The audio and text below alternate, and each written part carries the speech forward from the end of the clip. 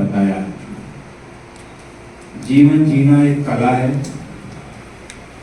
और इस कला को जिसने सीख लिया उसका पारिवारिक और सामाजिक जीवन न केवल संपन्नतापूर्ण होता है बल्कि बहुत ही सुकून और शांतिपूर्वक बीतता है। क्योंकि भौतिकवादी युग में अनेक प्रकार की समस्याएं जीवन में आती हैं और समस्याओं से जूझना और उसका त्वरित समाधान निकाल लेना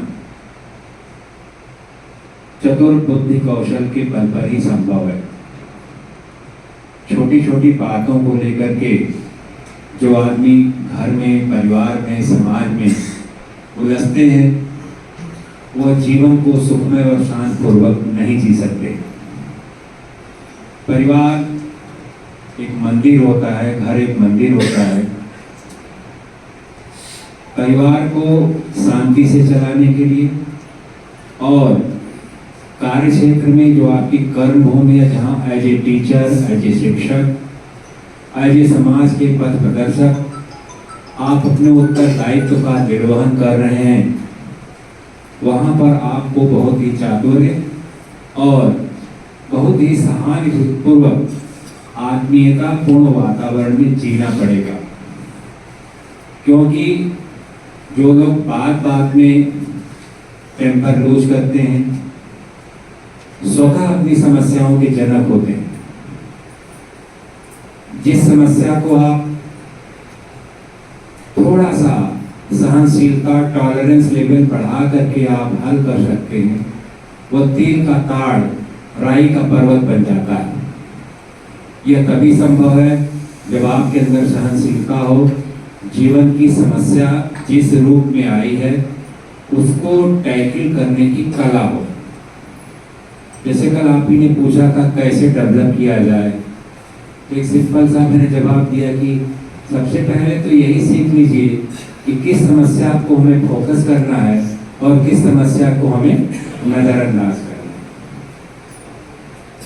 छोटी मोटी समस्याओं पर आप उलझेंगे, जीवन इतना सुंदर जीवन, इतनी संसार बहुत ही सुंदर है, उसके लिए सुंदर है जिसका चश्मा भी सुंदर हो। और अगर आपका चश्मे का लेंस खराब है तो पूरी दुनिया आपको खराब नजर आएगी। सकारात्मक सोच रखिए, आप सफलता ही नहीं पाएंगे बल्कि सम्मान, समाज में सबका सम्मान भी पाएंगे। एक छोटा सा है, आपका स्कूल है, प्राथमिक विद्यालय है, कंपोजिट स्कूल है, गांव के मुखिया प्रधान होते हैं, उसको चलाने के लिए अगर आप उन्हीं से लड़ाई करते रहे तो केवल अपनी शिकायतों की जांच कराते रहेंगे, कोई काम नहीं कर पाएंगे। न मिड डे मील चला पाएंगे, न तो कंपोजिट का बजट खर्च कर पाएंगे, न तो आप कायाकल्प में राज्य वित्त 14वें वित्त से कोई कार्य करा पाएंगे। यह तभी संभव है जब आप तालमेल बिठा करके कदम से कदम मिला करके आगे बढ़ेंगे। मुझे बहुत ही खुशी हो रही है कि जब से हमने डाइट में अपने कार्यभार ग्रहण किया है 8 जुलाई से लगभग 1 माह के हो गया, अनवरत आप लोगों से जुड़ा हुआ हूँ। मुझे विश्वास है कि करीब करीब हर विद्यालय तक हम नहीं पहुँचे लेकिन मेरी आवाज़ तो पहुँच ही गई होगी। जी सर। और नहीं पहुँची होगी तो हमारे साथी जो बैठे हैं प्रज्ञावान लोग ये जरूर पहुँचा देंगे। क्योंकि हम लोग प्रशिक्षण ले रहे हैं जीवन को बेहतर बनाने के लिए। जीवन कौशल क्या है? जीवन कौशल का मतलब जीवन को बेहतर बनाना। तो स्किल, जब आदमी स्किल्ड होता है तो उसके अंदर विवेक आ ही जाता है और किसी भी व्यक्ति को कुशल स्किल बनाने के लिए प्रशिक्षण देना अनिवार्य है। यह देखिए पहली बार 5-5 दिन, मुझे लगता है पता नहीं पहले 5 दिन की ट्रेनिंग होती थी कि नहीं होती थी, कोई होगी। इसको तो मैं जान रहा हूँ 300 लोगों में निष्ठा में होती थी। जो 5 दिन मायने रखता है और आप हमारे शिक्षकों के साथ, अपने प्रशिक्षक के साथ सभी प्रशिक्षु हमारे शिक्षक जुड़े रहे, 5 दिन जुड़े रहे। मैं जब भी आता कोई न कोई गतिविधि होती रहती थी। अभी मैं जो कुछ अपने सामने ये आपका बहुत ही कलात्मक जो प्रेजेंटेशन है, अभी किरण जी कह रही थी कि सेल्फी का भी हम लोग बनाएंगे। हाँ सर बनाओ जी सर, वही है सर। तो बड़ा अच्छा लगता था कि हमारे डीएम साहब थे, उनको सेल्फी पॉइंट से बहुत लगाव था। तो किसी कार्यक्रम में कहते थे कि सेल्फी पॉइंट बनाए, नहीं बनाए। और आप लोग भी मैं देखे बनारस में G20 वाला जो तमाम बरुणा पुल पर और कहाँ कहाँ लखनऊ में बना है, शाम के समय तमाम युवक युवतियाँ कपल लोग खड़े होके सेल्फी लेते रहते। तो कुल मिलाकर के सब देख करके मैं उधर देख रहा था, तो टेबल को लेकर के और सारी मैं आया था एक बार आपके बीच में, तो बहुत ही अति सुंदर। मैं आप सबको बहुत बधाई देता हूँ।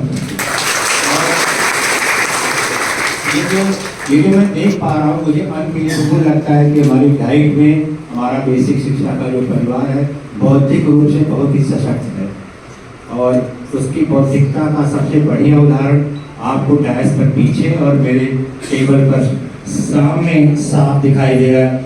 एक टीम जो दाहिने तरफ बैठी थी, लगता उन्हीं का है, जो जीवन कौशल के 10 आयाम हैं वो बनाया है आपने। सर ये बना है, पुस्तकालय बना है, और ये आपका मैं देख रहा हूँ ढेर सारा, क्योंकि जी सही बात है कि मैं जितना देख पा रहा हूँ मैं बहुत ही आह्लादित और प्रसन्न हूँ आपसे निश्चित तौर पर।